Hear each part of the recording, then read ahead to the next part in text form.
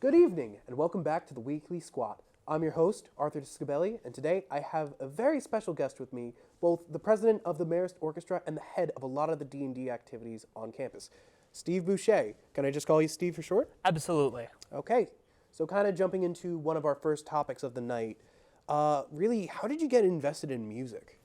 My dad has always been a huge music fan, so I was always surrounded by it. When we were going on car rides to, do errands or just driving around, my dad would be blasting Rush. Whenever, my dad was home and had some spare time, he'd put a concert DVD on the TV and watch it, and, I'd end up dancing and singing along. So where I've always been surrounded with it, it really resonated with me from a young age. So since, it's always been a part of my life, so I can't even imagine it not being there. I mean, that's really fascinating. Do you have any... So I guess my next kind of question would be, how did you really get involved with the orchestra on campus, and how did you kind of eventually become the president of it? Getting involved with music at Marist, I started playing cello in 4th grade. My elementary school had the opportunity for children to learn a stringed instrument, and after they brought some high schoolers and to do a little demo of the different instruments, they gave the opportunity of okay, we've demoed the violin, the viola, and the cello. If you'd like to play, what instrument do you want to play? And before school are the rehearsals. So I ended up picking the cello because I loved the deep, rich tones that it has, the different sound effects you can make with it, and just that rhythm part and chord to it. So I ended up picking the cello then, playing in middle school, keeping through to high school, and then when I was doing my college searches, the music program here at Marist does not offer a music major. Now you might be like, well, if you love music so much, why wouldn't you want to have a music major? Go to some music conservatory. And it's the idea of that music can be really hard to get into. It's a really difficult industry. So as much as I'd love to do it, it's more of a hobby, I guess? More of a hobby, a passion project, and if I turn it into a job or a career, then, it takes the fun out of it. So where Marist only offers the minors, it's that idea of everyone's doing it because they love it and they have fun with it, but it's not as competitive, it's not as intense as other schools might have it. So I started freshman year with the orchestra during the pandemic, and we were the only group that was able to play during it because we're not, blowing air through our mouths, whether it be to be a trombone or for just vocalization. So could you kind of maybe explore a little bit more on that topic of what it was like to kind of be doing all of this stuff while the world was just in, not necessarily shambles, but definitely in a different state than normal? It was very empowering because for everything to feel so disconnected and be so far apart, we were able to play together. Now everyone had their own separate music stand, and we did socially distance, but to get together with everyone to create the sound in these works of art, which then we would record us playing for and post them online for concerts. I mean, a little bit of hope in a pretty sour time must have been a very nice thing for a lot of people, and I'm sure a lot of people did enjoy it. So I guess that kind of leads me into my next question. How did you go from just being a member of it to kind of being the head of it, the president of it? So during my freshman year, during the spring semester, where the opportunity to run for president or any of the different board members, the president, vice president, or secretary. And I was like, oh, I love this group, I love this community, let me see if I can be a part of it and help, direct its future. Unfortunately, I wasn't able to get the role, but the next year I came back again of hey, I am so excited to do this, I'm so excited to be a part of this group. Now that I have more experience under my belt of what this orchestra looks like and how it's currently functioning, let's drive it into an even better direction than before. I was fortunate enough to get voted in as president and have an amazing board that helped support me and the rest of the orchestra. It's been awesome. I mean, that sounds like a lot of fun, but also a lot of responsibility. So as the president, what do you kind of hope to achieve with this organization? My goal as president is to eventually separate the orchestra from the band. Right now, the way that the different music ensembles are structured is there's the Marist Singers is like the big group, the Marist Band, and then the orchestra is like owned by the band. So it falls kind of under that. Like if you think of it like an umbrella, we're underneath the umbrella of the band. So with that, that means our budget, like the orchestra budget, is actually a segmented portion of the band budget. And I mean, thankfully and fortunately enough, the band helps us with a lot of events and fundraising and things like that, and they've been an amazing help. But because we're owned by the band, that doesn't give us a ton of independence to do our own things and our own projects.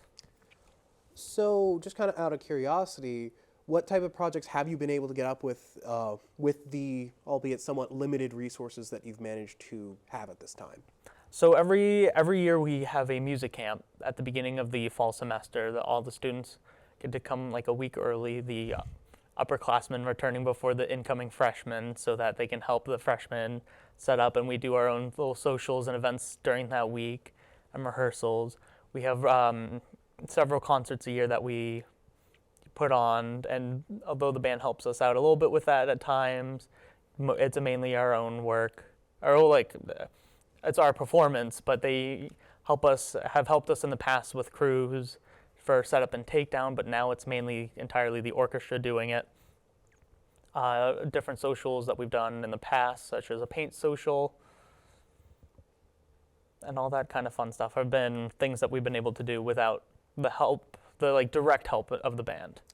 I mean, that sounds really impressive. It sounds like you kind of foster a pretty tight-knit community among the orchestra itself. What's it like kind of being a part of that kind of community and fellowship? It's been awesome. So the orchestra is around 39 people right now. It's grown over the past few years, thanks due to the lifting guidelines of the pandemic. It's been a challenge at first. The previous the previous orchestra president was super gung-ho and super into the idea of separating from the band, but he didn't have the resources?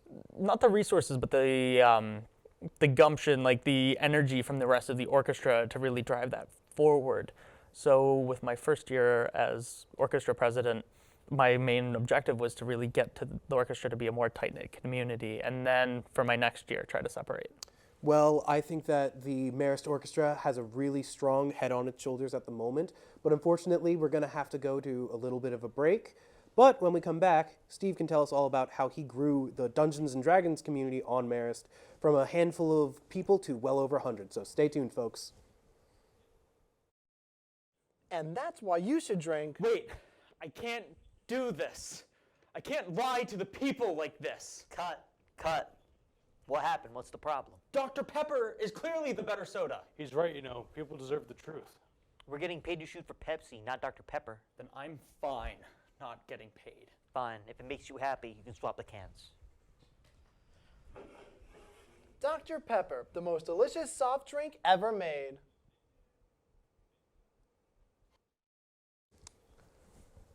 And welcome back. So, Steve, can you kind of just explain what Dungeons & Dragons is for the people at home who don't necessarily know what it is?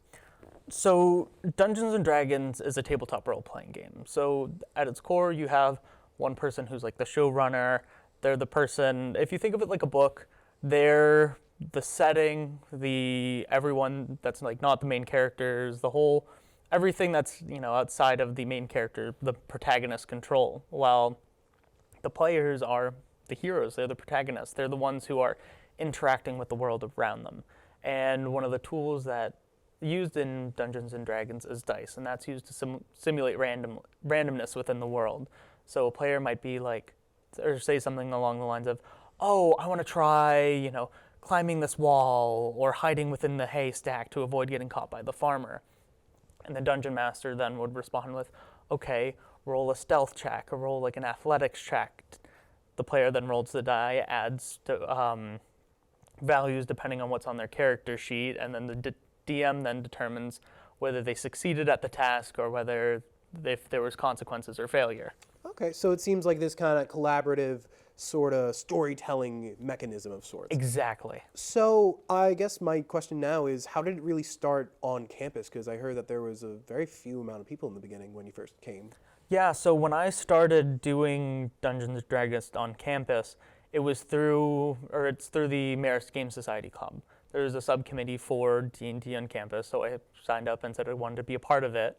And there was at the beginning of one of the semesters, there was a form sent out like, oh, if you're wanting to be a dungeon master, click this. If you want to be a dungeon master, or if you just want to be a player, click this. Or if you just want to be a player, select this. I said I was interested in being a dungeon master. And from that, there was 3 DMs that were planning on, running the show of Dungeons and Dragons on campus. Unfortunately, there was scheduling conflicts and other sort of mishaps. So the campaign that I was running was the only campaign that ran that year. So you were realistically the only group that managed to kind of survive, for lack of a better word, the first year. Exactly. So it was just us. I think it was 5 of us in total that one, year. And from there, I was the only one really running the club, or not the club, but the Dungeons and Dragons subcommittee. I've been, really passionate about, like, that year I set up a Discord server separate for Dungeons and Dragons on campus so that I had a bit more control and manipulation over it, as opposed to having to constantly ask the Game Society for help and assistance. Kind of, as I was saying with the orchestra, that independence. So what's kind of the situation with the Dungeons and Dragons activity? You're kind of talking about it like it's another kind of subgroup, kind of like the orchestra and the band. A little bit, yeah. So the Marist Game Society is a club on campus that they have their meetings at 9:30 every Tuesday, and they meet to talk about different games and things like that. There's different groups of games like Wizards 101, Among Us, and all that all that other kind of stuff. So Dungeons and Dragons is one of these subgroups within the Game Society. And so it kind of expanded from just like that one kind of group, and now, 3 years later, it's over 100 people? Yeah, so last time I checked, there was, I believe, 104 different people within just the Discord itself, with 13 different campaigns running, ranging from 4 to, I think, 13 is the largest. I mean, that sounds like quite an ambitious kind of program. And kind of on the topic of ambition, you clearly have plans for the orchestra. Kind of as the leading figure of D&D, do you have any ideas that you'd like to do? I've been toying around with the idea of separating from the Game Society because there are some benefits, but some definite drawbacks within that. So I've just been excited to build, get to where we are now, and now where it's this huge group, really pushing, community engagement within the subcommittee, get people, events and things like that, and lay down the groundwork like I am with the, orchestra presidency for the people who come after me to separate. I mean, it seems like you have quite a lot of ambition for these types of things. So that's definitely something that I think a lot of people really do want to have and see in their leaders. And as a person who's kind of worked with you on a few of these things, I think that's really great. But unfortunately, I think we're just about out of time. Thank you so much for joining us on the Weekly Squat. And I hope that everybody at home has a good night. So signing off, I'm Arthur Scabelli. Have a good one.